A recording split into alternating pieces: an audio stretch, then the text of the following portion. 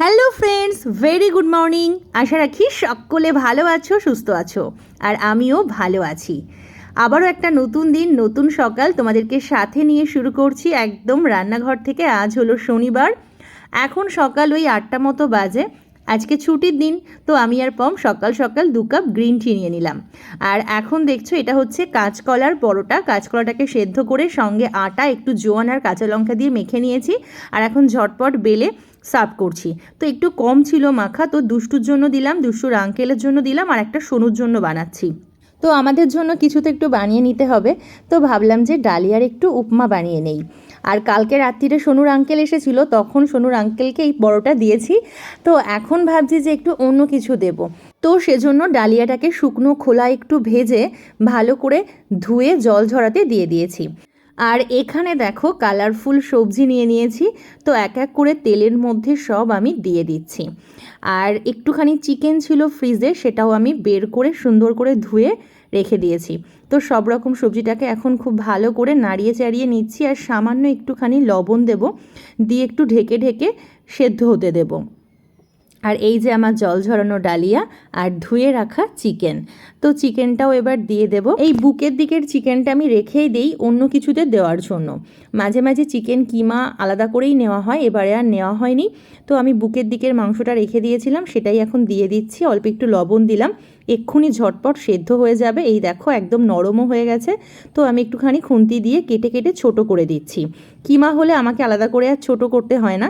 আসলে বাচ্চারা এত বেশি চিকেন ভক্ত, যে কোনো খাবারের মধ্যে চিকেন দিলে ওরা খুব সুন্দরভাবে খেয়ে নেয়। তো সেজন্য আমি চাউ করি, ম্যাগি করি, এরকমভাবে ডালিয়া করি, যাই করি সব কিছুতে একটু চিকেন দেওয়ার চেষ্টা করি। তো এখন ডালিয়াটাও দিয়ে দিয়েছি, দিয়ে দেখো সুন্দর করে ভালো করে নাড়িয়ে চাড়িয়ে একটু ভেজে নিচ্ছি। একটু বেশি করে লঙ্কা কুচি দিলে ভালো লাগে, তবে আমি 2টো লঙ্কা দিয়ে খুন্তি দিয়ে কেটে দিচ্ছি, কারণ বেশি ঝাল হলে তো বাচ্চারা আবার খেতে পারবে না। তো আবারও ভালো করে খুন্তি দিয়ে সুন্দর করে সব সবজি ডালিয়া একসাথে সুন্দর করে মিশিয়ে খুব ভালো করে ভেজে নিয়ে পরিমাণ মতো জল দেব, দিয়ে এবার খুন্তি দিয়ে নেড়ে চেড়ে ঢেকে রাখবো বেশ কিছুক্ষণের জন্য। তারপর দেখব ঢাকনা খুলে যে সেদ্ধ হয়ে গেছে কি। তো দেখো একদম সুন্দর সেদ্ধ হয়ে গেছে। এবারে একদম একটুখানি ঘি দিয়ে আমি সার্ভ করে দেব। তো এই যে প্রথমেই ওর আঙ্কেলকে দেবো, ওর আঙ্কেলের জন্য বেড়ে নিয়েছি, তারপর একটুখানি দুষ্টুর জন্য নিয়ে নিয়েছি। দুষ্টু খুব একটা খাবে না, ও সকালে পরোটা সস খেয়েছে। আর এবার চলে এসেছি দুপুরের রান্নাবান্নায়। এখন দেখো কড়াইতে সর্ষের তেল, তার মধ্যে বড়ি ফোড়ন দিচ্ছি। একটুখানি শাক রান্না করব, মা পাঠিয়েছে কুমড়ো শাক, একদম গাছের ফ্রেশ। আর এইদিকে দেখো ভাতটা বসিয়ে দিয়েছি। তো এই দেখো বড়িগুলো ভাজাও হয়ে গেছে, এখন ঝটপট তুলে নিচ্ছি। শাকের জন্য পেঁপে আর আলু ভাজা করতে বসিয়েছি। খুব অল্প তেলেই আমি রান্না করার চেষ্টা করি। তো দেখো পেঁপেটাকে সরিয়ে মাঝখানে একটা শুকনো লঙ্কার অল্প একটুখানি 5 ফোড়ন দিয়ে দিয়েছি। এখন একদম দেখো ফ্রেশ ধুয়ে রাখা শাকগুলো দিয়ে দিচ্ছি। আর একটু আগে আমি ছানা কেটে নিয়েছিলাম, তো সেই ছানাটাই এখন একটুখানি আলু দিয়ে আর কিশমিশ দিয়ে আর একটু কাঁচা লঙ্কা দিয়ে সুন্দর করে পরিমাণ মতো লবণ দিয়ে কড়াইয়ের মধ্যে একটু নাড়াচাড়া করে নিচ্ছি। আর এদিকে দেখো পোস্ত আর সর্ষে বেটে নিয়েছি শাকের মধ্যে দেবো বলে। সর্ষে পোস্ত বাটা দিয়ে শাক রান্না করলে অনেক বেশি টেস্টি হয়। পুরটা একটু ঠান্ডা করে নিয়েছি, নিয়ে তারপরে আমি পটলের মধ্যে একটু একটু করে ভরে দিচ্ছি। পটলটা ভেজে নিয়ে পুরটা ভরলেও হয়, তবে আজকে আমি এইভাবেই করছি যাতে ঝটপট হয়, কারণ অনেকটা বেলা হয়ে গেছে। তো ওই জন্য একটু তাড়াতাড়ি করে নিচ্ছি। আর এইভাবে পটল ছাড়িয়ে দানা বের করে পুর ভরে রান্না করতে একটু সময় তো বেশি লাগবেই, তাই না? তো বন্ধুরা, কেমন লাগছে আজকের ভিডিওটা অবশ্যই কমেন্ট করে জানাতে কিন্তু ভুলো না।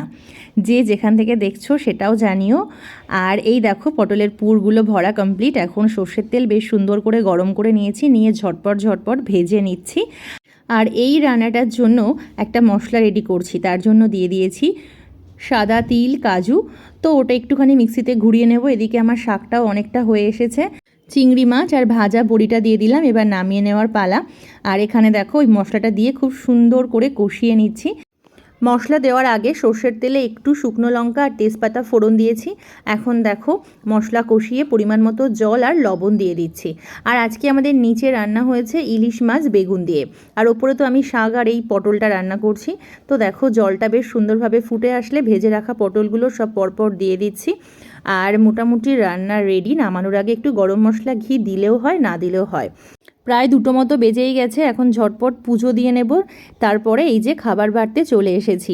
তো আজকে তো বললাম তোমাদের যে নিচে রান্না হয়েছে ইলিশ বেগুন আর ওপরে রান্না হয়েছে এই দুটো। তো চলো এখন খেয়ে নেওয়ার পালা। কেমন হয়েছে আজকের রান্নাবান্না অবশ্যই তোমরা কিন্তু আমাকে জানাতে ভুলো না।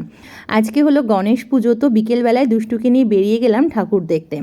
সোনুকেও বলেছিলাম আমাদের সাথে বেরোতে, কিন্তু বেরোনোর মুহূর্তে বাবা আসলো, ও বাবার সাথে চলে গেল ওই বাড়িতে। এখানে একটু জেরক্স করার জন্য দাঁড়িয়েছিলাম, তারপরে যাচ্ছি একটু হসপিটালের দিকে, ওখানে পমের একটুখানি দরকারি কাজ আছে। তো পম যখন কাজ মেটাচ্ছিল সেই সময়টায় আমি দুষ্টুকে নিয়ে এই মন্দিরটায় চলে আসলাম। দুষ্টু পয়সা দিতে খুব ভালোবাসে। বাড়ি থেকে বেরোনোর সময় ভয় পাচ্ছিলাম যে এক্ষুনি বুঝি বৃষ্টি আসবে, কিন্তু দেখো বৃষ্টির কোনো পাত্তাই নেই। এখন চলে এসেছি টাউন হলে ঠাকুর দেখতে। আর দেখো বেশ ভিড় হয়েছে এখানটাতে। প্রতি বছরই একটা ছোট্ট মেলার মতো বসে এই পুজোকে কেন্দ্র করে। তবে দুষ্টুকে নিয়ে গেছি, এবার মনে হয় আমার খুব একটা মেলাটা ঘোরা হবে না। তো দুষ্টুকে প্রণাম করতে বলছি। আর দেখো ঠাকুরটা চলো তোমাদেরকে দর্শন করাই, দেখলেই কিন্তু মনটা একদম ভালো হয়ে যাবে। মোটামুটি গণেশ পুজো চলে এসেছে মানেই দুর্গা পুজোর আর বেশি দেরি নেই, সেটাই মনে হচ্ছে, তাই না? আর এই দেখো ঠাকুর খুব সুন্দর হয়েছে, ঈশ্বর তোমাদের মঙ্গল করুক। তো আমি একটুখানি ফটো ক্লিপস নিয়ে নিলাম। আর প্যান্ডেলটাও চলো তোমাদের সাথে একবার শেয়ার করি, বেশ সুন্দর হয়েছে। আর চলো এবার তোমাদেরকে পুরো মেলাটা একবার ঘুরে দেখাবো।